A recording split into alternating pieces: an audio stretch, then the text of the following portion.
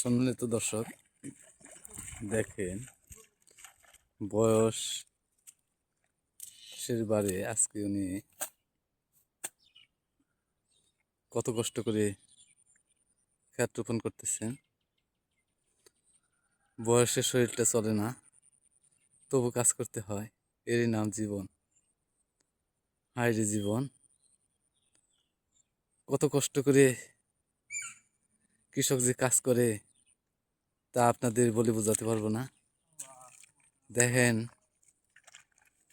এই গৃহস্থ বয়সের বারে পূজা হয়ে গেছে, কিন্তু তবু একটু পরিবারকে ভালো রাখার জন্যে জীবনের শেষ শক্তি দিয়ে চেষ্টা করছে মাঠে ফসল ফলানোর জন্যে।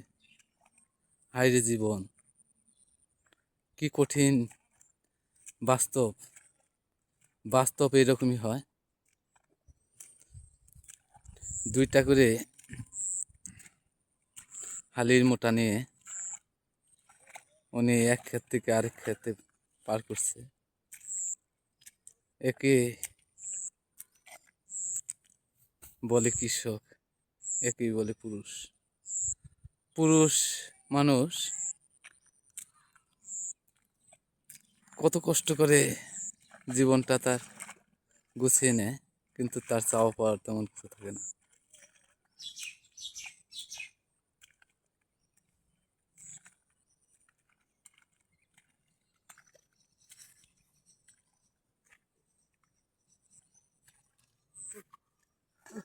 কাকা কই যান? এই তো রাজমু। রোয়া দিবেন? হ্যাঁ, কোন জায়গায়? ওই যে সামনে। বাংলার কৃষক, এরাই বাংলাদেশকে অর্থনীতির চাকা এগিয়ে নিচ্ছে, চাকা ঘুরিয়ে দিচ্ছে।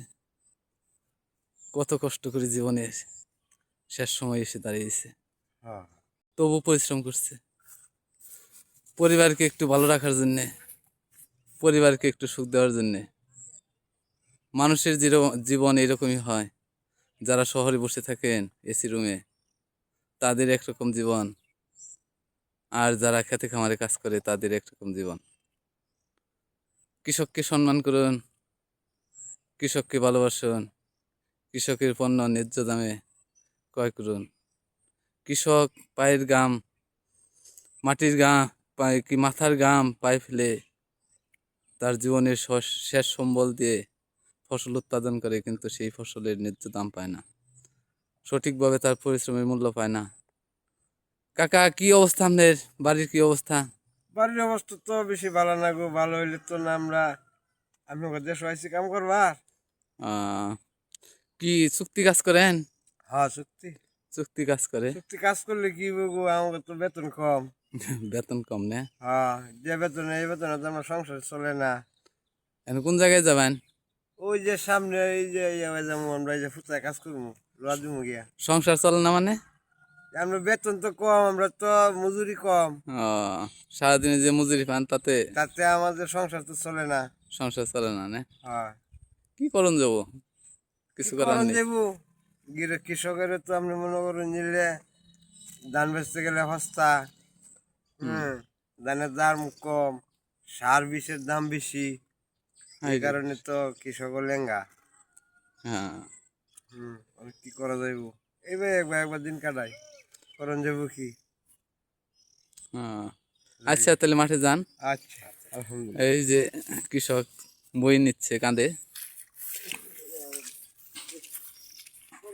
চলে যাচ্ছে মাঠের জমিতে কাজ করার জন্য। এই কৃষকটি আপনার এখন হালিগুলো এক জায়গায় রেখে আপনি ঘাস পরিষ্কার করার জন্য চেষ্টা করছে।